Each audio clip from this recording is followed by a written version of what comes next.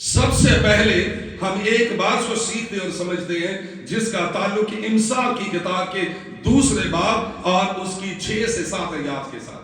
یہ آیات ہمیں آگاہی دینے کے لیے کافی ہے اس معاملے میں جب یہ یہاں فرمایا گیا ہے خدا ہی حکمت بخشتا ہے.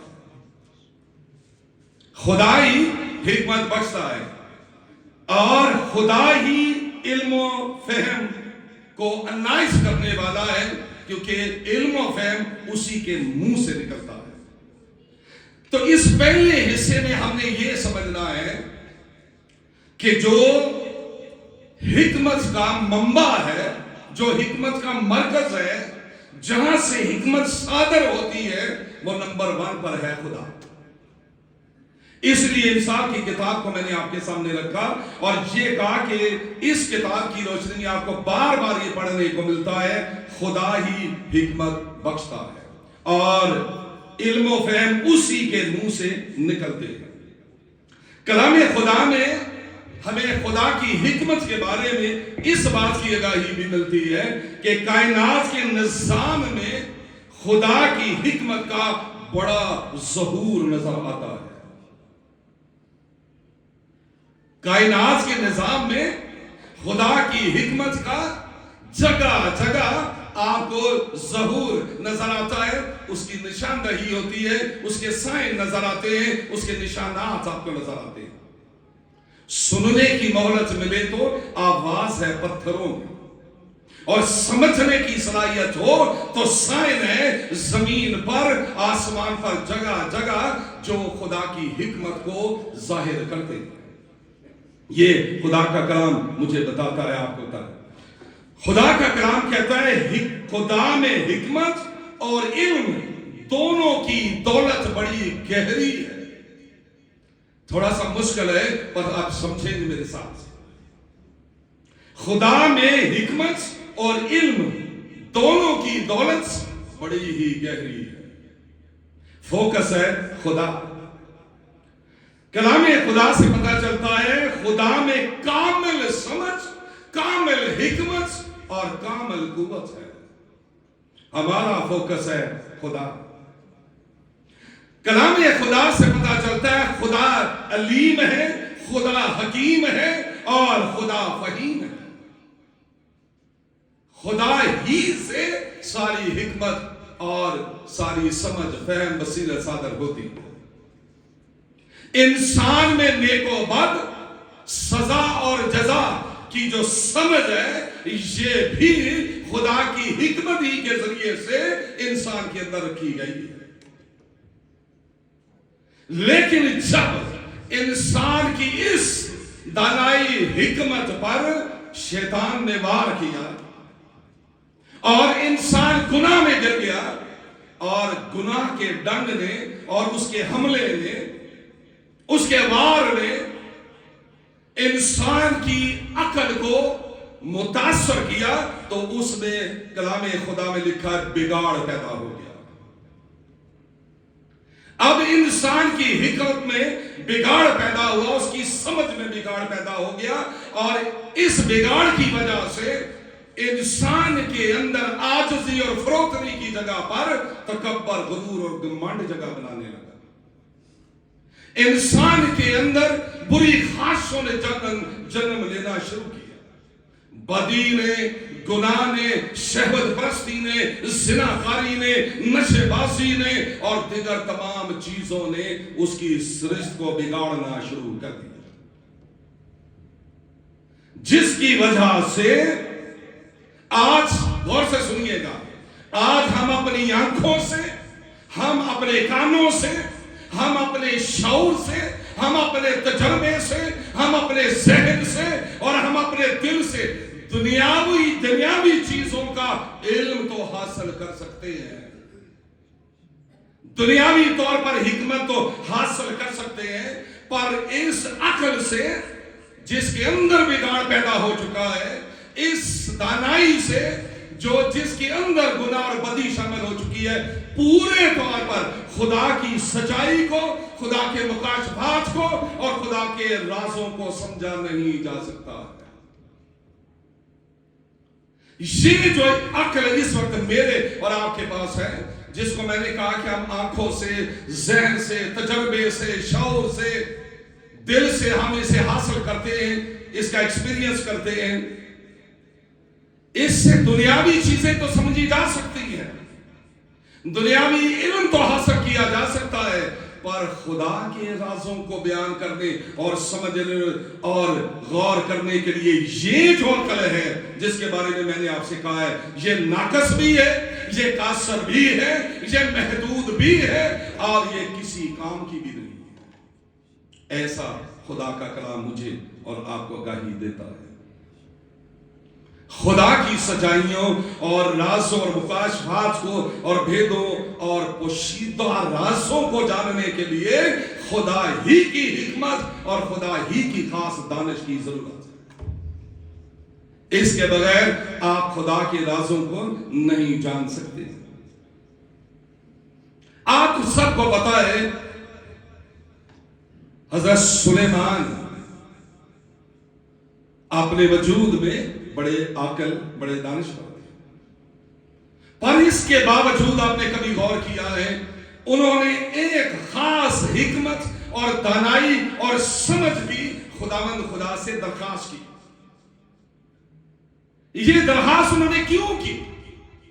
جبکہ ان کے پاس عقل بھی ہے، ان کے پاس شعور بھی ہے، تجربہ بھی ہے، ماں باپ سے ملی ہوئی وہ دانائی بھی ہے، اس کے باوجود حضرت سلیمان خدا سے ایک خاص حکمت کی درخواست کرتے ہیں،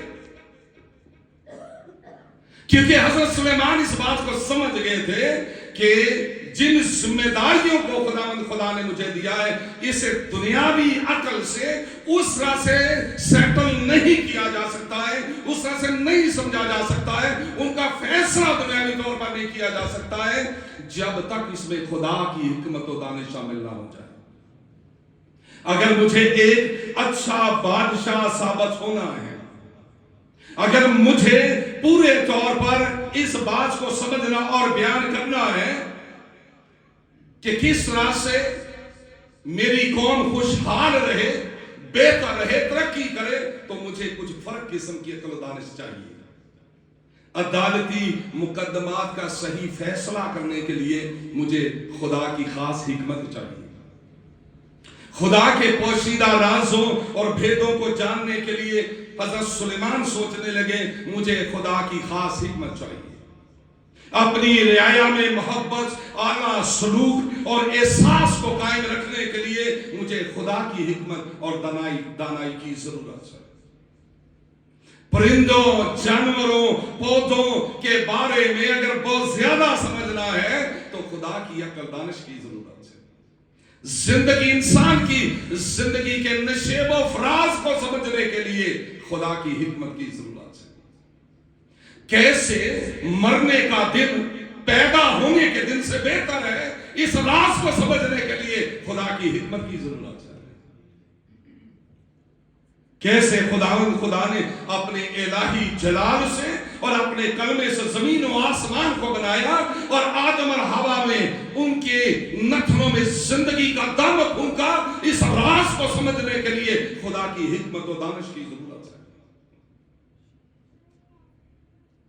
عام باتوں سے ہم ان چیزوں کو نہ سمجھ سکتے ہیں اور نہ ہی درست نتائج ہم نکال سکتے ہیں، اس کو پہنچ سکتے ہیں۔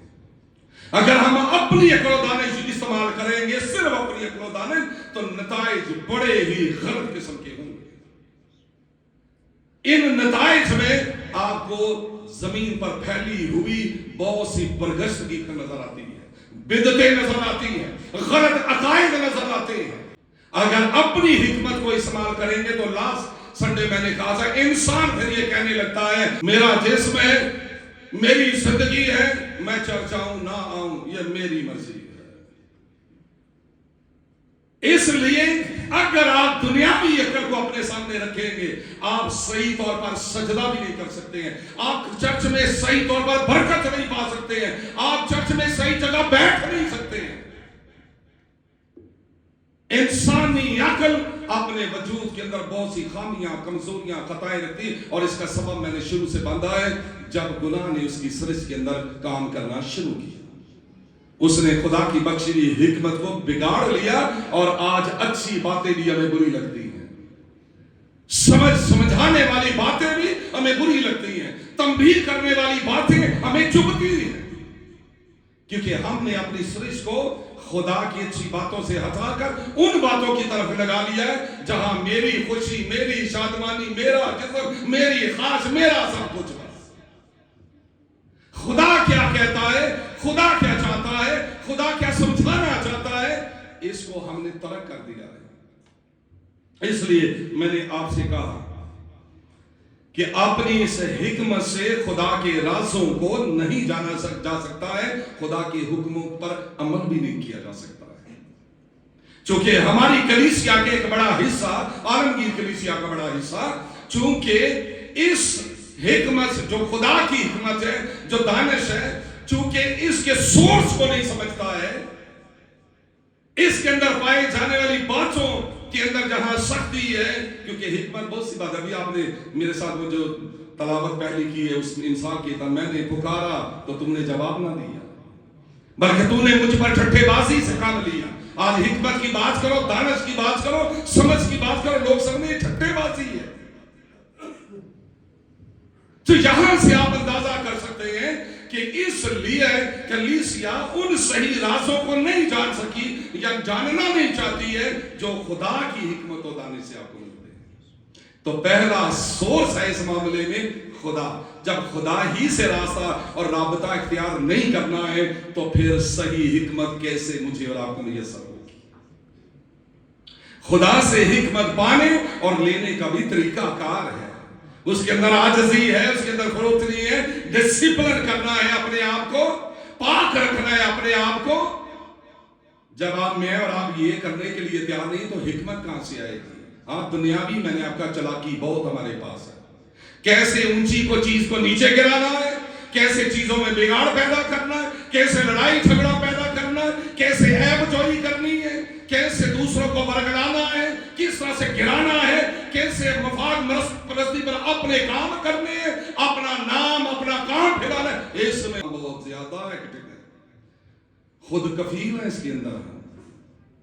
पर खुदा के मामलात जैसे छिड़ेंगे तो आप देखेंगे जमाइयां आना शुरू हो जाएंगी, हम उकताहट का शिकार हो जाएंगे, मैसेज बड़ा लंबा हो गया है, इबादत बड़ी लंबी हो गई है, ये सारे जुमले आपको सुनने को मिले।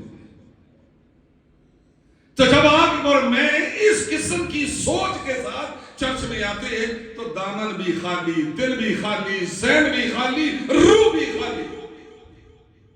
तो जब ये सोच है तो फिर आप थोड़ी देर के लिए इस बात को समझ लीजिएगा कि जो हिकमत का मंबा है वहां से हमारे लिए चश्मा सूख गया है, उनके लिए वहां से धारे बह रहे हैं जो इस प्यास के साथ, इस तशन्नुकी के साथ, इस फिक्र के साथ, इस ख्वाहिश के साथ, इस आरज़ू के साथ, इस तमन्ना के साथ आते हैं कि खुदा मेरे दामन को भर देना, खुदावन मुझे अक्ल और दानिश अता फरमाना, खुदावन आज के कलाम को मेरे लिए, मेरी औलाद के लिए बरकत का बाइस बनाना।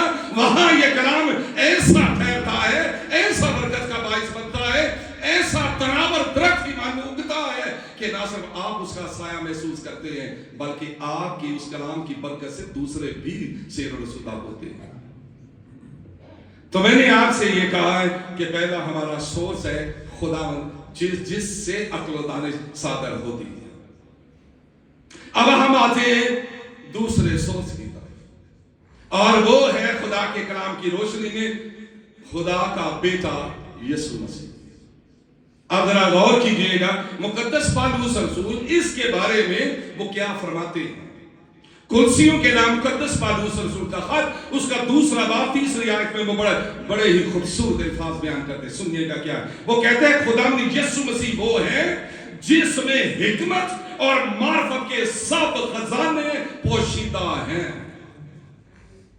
यीशु मसीह वो है जिसमें हिकमत और मार्फत के सब खजाने पोशीदा हैं। मलाकी की किताब में लिखा है खुदा के खादमों के बारे में कि मुबारक है वो लब जिससे मार्फत की बातें निकलती हैं, राज की बातें, अच्छी बातें, खूबसूरत बातें सादर होती है, वो लब मुबारक है।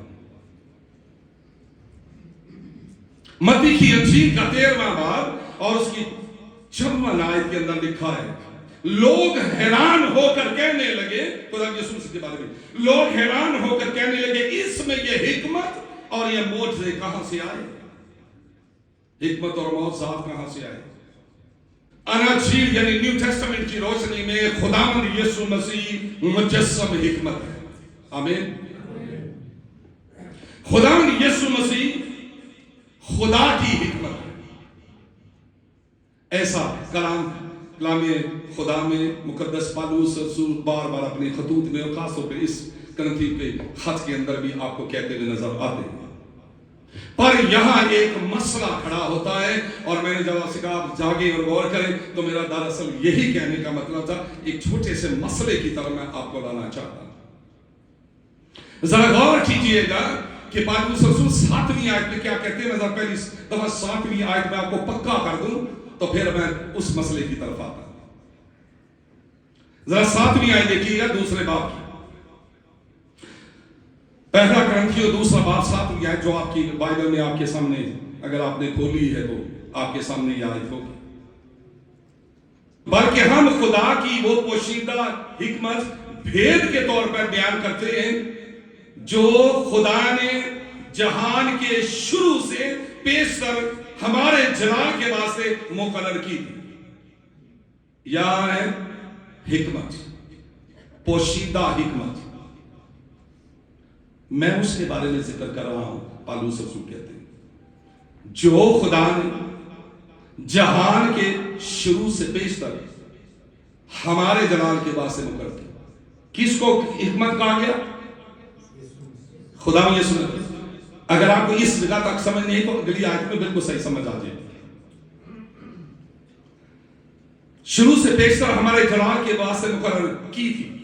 8वें, जिसे इस जहान के सरदारों में से किसी ने ना समझा, क्योंकि अगर समझते तो जलाल के खुदावंद को मसलूब ना करते। तो अब बात बिल्कुल क्लियर हो गई कि ये जो हिकमत के भेद की वो बात कर रहे हैं वो दरअसल खुदा यीशु मसीह को कह रहे थे।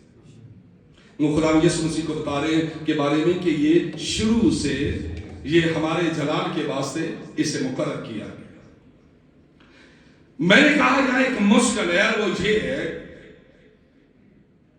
जब हम इंसान की किताब पढ़ते हैं, खास तौर पर पहले बाब की 20 से 33 आयत मैंने आपके सामने पढ़ी, आपने उसे सब पढ़ा है पर आपने गौर नहीं किया है इसके अंदर कि ये आयत इंसानी रूप में ऐसे लगता है जैसे कोई इंसान हमसे मुखातब है। यानी इस आयत के अंदर हिकमत जो है एक औरत की सूरत में नजर आती है और इस औरत की सूरत में जब ये हिकमत नजर आती है तो ये कहती हुई नजर आती है, लोगों को मशवरा देती हुई नजर आती है कि गलत कामों से किनारा कशी करो। फिर आप आगे बढ़ते हैं और 8वें बाब में आ जाते हैं इंसान की किताब के अंदर 22 से 35 आयत के अंदर यही हिकमत इस जगह पर दावा करती है कि मैं उस वक्त भी मौजूद थी जब जमीन और आसमान ने बनाया। एक बारीक नुक्ते की तरह मैं आपको लेके जा रहा हूं। इस जगह हिकमत यह दावा करती है कि मैं जमीन और आसमान से पहले मौजूद थी। हिकमत दावा करती है ना पहाड़ बने थे, ना जमीन बनी थी, ना आसमान बना था, ना जमीन बनी थी, कुछ नहीं बना था, पर मैं वहां मौजूद थी। बात किसकी हो रही है? हिकमत की। हिकमत कहती है मैं वहां मौजूद थी। कलाम खुदा में अगर इस जुमले को इस तरह से ले लिया जाए, यीशु हिकमत है और हिकमत यीशु है, तो यही प्रॉब्लम है इस जगह के अंदर। इसी बात को बुनियाद बनाया एक बहुत बड़े स्कॉलर ने जिसका नाम था एरियस। एरियस ने कहा अगर आप ये कहते हैं कि यीशु हिकमत है, मुजस्सम हिकमत है, हिकमत यीशु है और यीशु हिकमत है, तो फिर मेरा दावा यह है कि आप इन्हीं आयत को गौर से पढ़ लीजिएगा तो आपको पता ये चलेगा हिकमत बेशक जमीन और आसमान के पैदा होने से पहले थी, پر وہ خلق ہوئی ہے، وہ پیدا ہوئی ہے، وہ اصلی اور ابدی نہیں ہے۔ اور اگر یسوع حکمت ہے تو میں بھی یہی کہنا چاہتا ہوں، یہ نے کہا کہ وہ زمانوں سے پہلے تھا لیکن اس سے پیچھے نہیں تھا۔ یسوع خدا نہیں ہے۔ یہ مسئلہ اتنا گمبھیر بن گیا، یہ مسئلہ اتنا زیادہ مشکل بن گیا کہ اس کو سیٹل کرنے کے لیے، اس پر آرگومنٹ کرنے کے لیے، اس پر بحث کرنے کے لیے دنیا کے تمام بشپ سیمان ایک جگہ پر اکٹھے ہوئے جسے نکایا کہا جاتا ہے۔ اتنی زیادہ اس کے اندر بحث ہوئی، تکرار ہوئی، اس میں ایرینیس کو بھی بلایا گیا، اس کی آرگومنٹ بھی سنے گئے، لیکن ایمان پھر ایمان ہے۔ ہاللیلویہ۔ جہاں یسوع کی بات آ جائے وہاں پھر کچھ ایسے دانشور سورما اٹھے جنہوں نے ایسے دلائل دیے کہ اس جماعت میں سے بہت سے لوگوں نے اپنے پیج پھاڑ دیے اور یہ عقیدہ وہاں رقم ہو گیا کہ یسوع مسیح ہی ازلی ہے، یسوع ہی ابدی ہے اور یسوع کے علاوہ کوئی دوسری چیز نہیں ہے۔ یہی وہ عقیدہ ہے جو آج آپ بھی پڑھتے ہیں اور مرتے دم تک میں اور آپ اس نکایا کے عقیدے پر ہم قائم رہیں گے کہ یسوع کے علاوہ کوئی نہیں ہے۔ ہاں اس میں سے حکمت نکلتی ہے لیکن حکمت ابدی نہیں ہے، یسوع ابدی ہے۔ ہاللیلویہ۔ اس لیے بچوں یہ ہے دوسرا ذریعہ، اور جو یسوع کو نہیں جانتا ہے، جو یسوع کو ابدی نہیں مانتا ہے، وہ اس حکمت کو پا نہیں سکتا ہے، وہ اس کی برکات سے مستفید نہیں ہو سکتا ہے، کیونکہ یسوع سورس ہے، یسوع ذریعہ ہے، یسوع اس حکمت کو پیدا کرنے والا ہے۔ اس لیے بشپ صاحب نے اس عقیدے کو بائبل مقدس کی روشنی میں رقم کر دیا، جیسے باپ ازلی ہے، روح القدس ازلی ہے، ایسے بیٹا بھی ازلی ہی ہے۔ اور میں نے آپ سے کہا کہ جو اسے نہیں سمجھتا ہے وہ کسی طور پر بھی آپ یہ سمجھے کہ خدا کے رازوں کو اور بھیدوں کو وہ نہیں جان سکتا ہے۔ پھر اس کے بعد ہم تیسرے سورس کی طرف آتے ہیں، اور تیسرا سورس مقدس پالوس رسول کی روشنی میں ہے خدا کا روح القدس۔ خدا کے روح القدس کے بارے میں کیسے وہ خدا کے رازوں کو اور اس کے بھیدوں کو اور اس کے مکاشفات کو ظاہر کرتا ہے، اس کے بارے میں خدا کا کلام مجھے اور آپ کو گواہی دیتا ہے۔ وہ دوسرے باب کی 11ویں آیت میں، اسی ہمارے دوسرے باب کی 11ویں آیت میں مقدس پالوس رسول روح القدس کے بارے میں فرماتے اور لکھتے ہیں، اسی طرح خدا کے روح کے سوا کوئی خدا کی باتیں نہیں جانتا ہے، یا اس پر جو روح القدس کے ذریعے سے اسے اپنا خدا جان کر اس سے ان باتوں کو سمجھنے کی درخواست کرتا ہے، ریکویسٹ کرتا ہے، اس کے سامنے گھٹنوں کے بل ہوتا ہے۔ پر یہ سچ ہے کہ خدا کے روح کی باتوں کو اگر کوئی جان سکتا ہے، اس کے رازوں کو کوئی صحیح طریقے سے جانتا ہے، اسے جڑ تک جانتا ہے، تو وہ اس کا بیٹا یسوع ہے اور پھر روح القدس ہے۔ دیکھیے یہاں کیا لکھا ہے، اسی طرح خدا کی روح کے سوا کوئی خدا کی باتیں، خدا کے مکاشفات، خدا کے بھید، خدا کے راز کوئی نہیں جانتا۔ یہ خدا کا روح القدس ہی ہے جو ہمیں پرانے اور نئے عہد نامے میں خدا کی گہری باتوں کی حکمت عطا کرتا ہے۔ اس لیے ہم دعا کی شروع کرتے ہیں، خدا پاک اپنی قدرت مسا انائنٹنگ سے اپنے بھیدوں کو سمجھنے کی توفیق عطا فرما۔ ہم اس دعا کے ساتھ، اس منتظاری کے ساتھ خدا کے کلام کی طرف آتے ہیں۔ تو خدا کے رازوں کو، پوشیدہ باتوں کو سمجھانے، گائیڈ کرنے اور اس صحیح سمت میں اس کی انٹرپریٹیشن کرنے، تشریح کرنے کی گہری سمجھ خدا کا روح القدس عطا کرتا ہے۔ کلام خدا میں روح القدس کے بارے میں کیا لکھا ہے؟ لکھا ہے، میں نے حوالے نہیں نوٹ کیے، صرف اس کا میں نے کانٹیکس جو ہے وہ سارا اس کو میں سے لے لیا ہے۔ روح القدس کے بارے میں لکھا ہے کہ یہ سورماؤں کو، یہ چنے ہوا کو، یہ راز بازوں کو طاقت اور دانش دیتا ہے۔ اور ہم بات کر رہے ہیں دانش کی، حکمت کی، معرفت کی۔ تو یہ روح القدس ہے جو اپنے سورماؤں کو، اپنی کلیسیا کو، اپنے ایماندار بقیہ کو वो कुव्वत भी देता है, दानिश भी देता है, समझ भी देता है और हिकमत भी देता है। फिर मैंने इसके बारे में सीखा और जाना कि खुदा का रूह हिकमत, फहम और हुनर अता करता है आपको। खुदा का रूह नबियों को इल्हाम बख्शता, कानून दानों को हिदायत करता है कि वो कैसे इंसाफ करें, उन्हें अकल दानिश देता फैसलों को सर अंजाम देने की। इसलिए सुलेमान ने कहा था मुझे ऐसी दानिश दे खुदा कि मैं फैसले सही कर सकूं। और फिर इसके बाद रूल कुर्सी खुदावंद यीशु मसीह के आने के वक्तों की सही तौर पर निशानदही करता रहा, इल्म देता रहा, तालीम देता रहा।